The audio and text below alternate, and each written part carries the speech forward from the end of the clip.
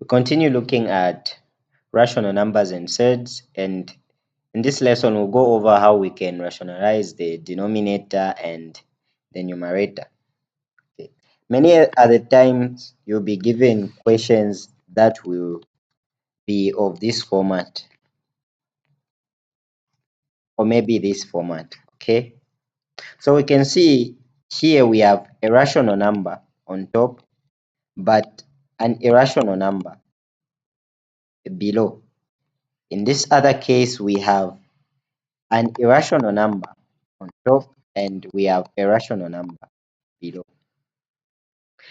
So you may be asked to rationalize the denominator, meaning remove the irrational number below, take it above so that we can remain with a rational number below.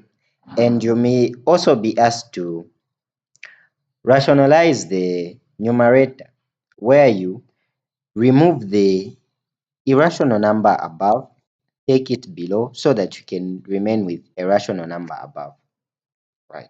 So in this lesson, we're going to basically go over how we can do that.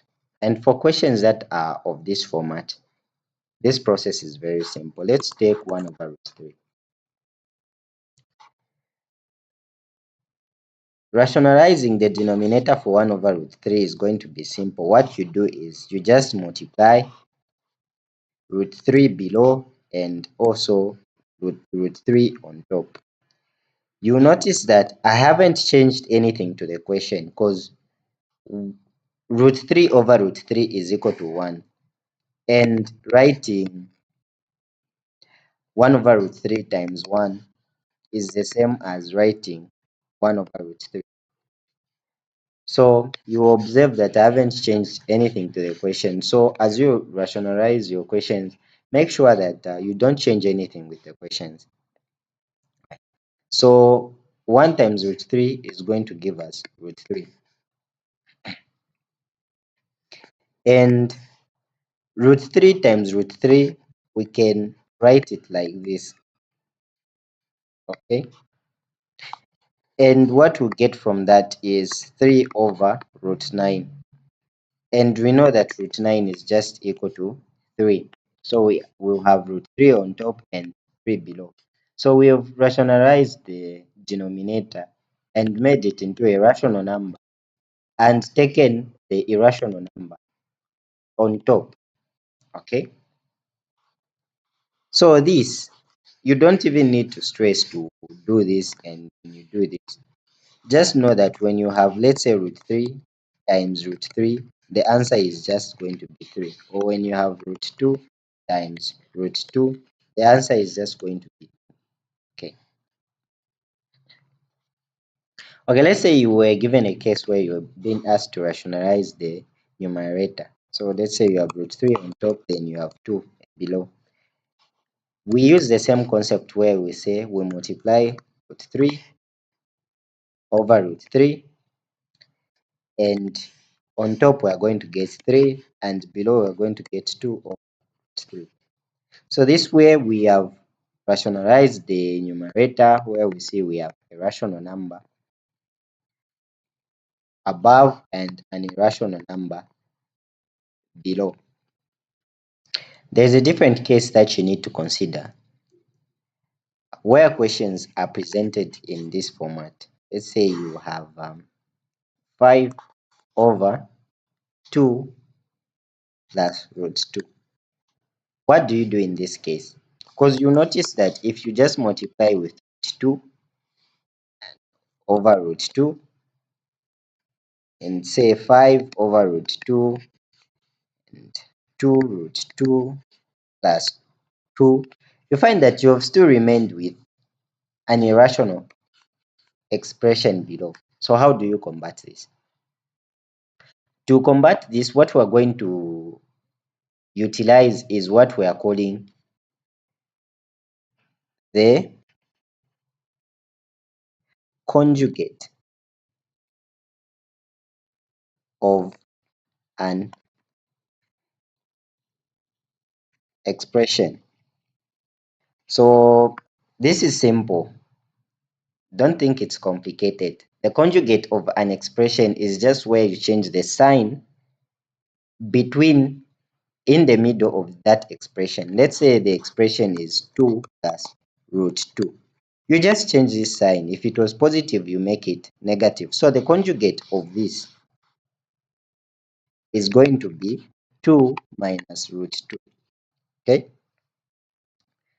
And let's say you have negative 2 minus negative root 2. The conjugate of this is going to be negative root 2 plus root 2. Okay? Or maybe you have 2 minus root 2. The conjugate of this is going to be 2 plus root 2. Maybe what you have is negative 2 plus root 2. Conjugate is going to be negative 2 minus root 2. So you just change the sign in the middle. Okay? So what you find out, what you're supposed to do is you multiply that given expression. Let's say if you had, example, we said 5 over 2 plus root 2. To, to rationalize this, you're going to multiply this expression by its conjugate. So the conjugate of this is 2 minus root 2. Do this on the bottom. You have to do this on top so that don't change anything with the question.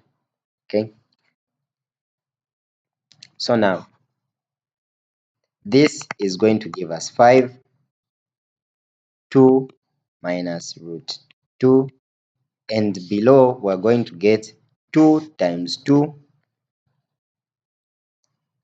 2 times 2 is giving us 4. Then 2 times root 2 is going to be 2, 2 root 2. Then this times this, we are getting negative 2 root 2.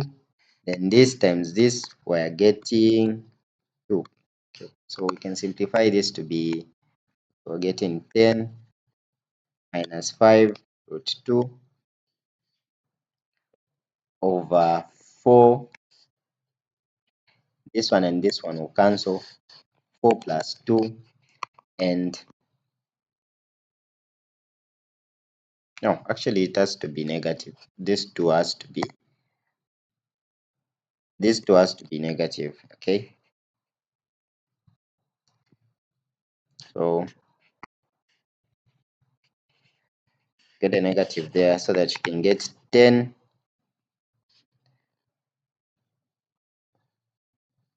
this over 2. So that's your answer. Okay, so you notice something about writing like this. Let's say when we had 2 plus root 2, then 2 minus root 2. This is the same as the difference of two squares. And from the difference of two squares, we know that, let's say we have a plus b, then we have a minus b. This is the same as a squared minus b squared. So we can take a to be 2 and b to be root 2. So what we're going to get is that here we're going to get 2 squared minus root 2 squared. Okay, so 2 squared is giving us 4 minus root 2 squared is giving us 2, and then we are getting 2. Okay, so you need to swatter this, guys. You need to burn this. Okay, it's going to help you out a lot in various questions that you're going to solve. Right. Now let's look at another example where we rationalize the numerator. Okay, so let's say you are given 5 minus root 3 over 3. So what we need to do is multiply this with its conjugate, which is going to be 5 plus root 3. Okay, and here 5 plus root 3 using the difference of two squares. Is it the difference of two squares? Yeah. Okay, we're going to say 5 squared minus root 3 squared. Okay, then we're dividing by 3 times 5, that's 15, plus 3 root 3, and 5 times 5 is 25, minus 3. So what we're going to get is in the what we're getting is 22 over 15 plus 3 root 3. Right, so that's the answer. We have rationalized the numerator to a rational number, and in the denominator we have an irrational number. So that's the basic concept that you need to understand about rationalizing the denominator and the numerator. We're going to expand about this concept and try to look at more questions in the videos to come.